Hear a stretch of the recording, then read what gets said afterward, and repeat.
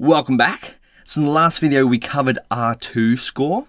And so in this one we're going to look at mean absolute error. So let's come down here. We'll create a little heading. Mean absolute error, aka MAE. Now again, we could always look up what mean absolute error is, but what we're going to do is check it with the code first, and then we'll look into it. How do we calculate it? Mean absolute error. You might be able to deduce from its name what it actually does. If not, that's all right, we'll look into it. Import mean absolute, nearly did square error, that's going to be the next one. To evaluate it, we need to make some predictions because remember, evaluation metrics are always comparing truth labels to predicted labels. So we'll predict on the test data set. We'll go MAE equals mean absolute error. And we're going to compare y-test, which is the truth labels that we made up here, y-test, to our predictions, which is what we've just made here. And then we're going to have a look at MAE. Okay, that wasn't too hard. But 2.12, what does that mean? Well, again, this might be a little bit easier to visualize, right? So we might create a data frame. Side by side, we're going to pass it data equals a dictionary, and we're going to have actual values versus what we want here is predicted values.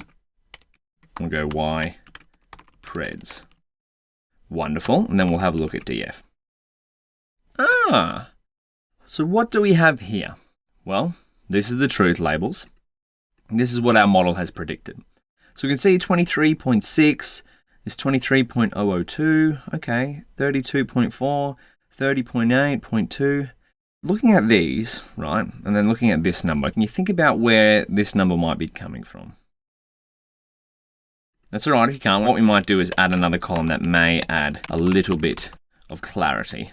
Equals, and we're going to do df predicted values. So this is a column we're creating for the differences, right? So the difference between our predicted value and the actual values.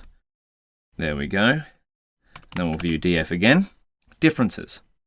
Okay, so we see that this one is minus 0.6 or so.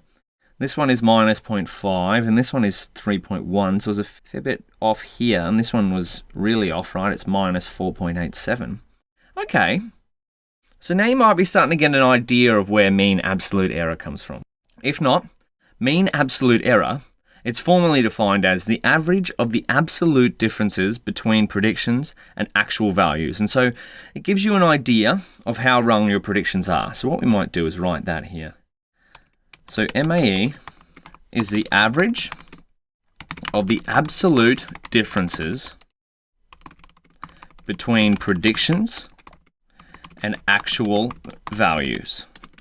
It gives you an idea of how wrong your model's predictions are.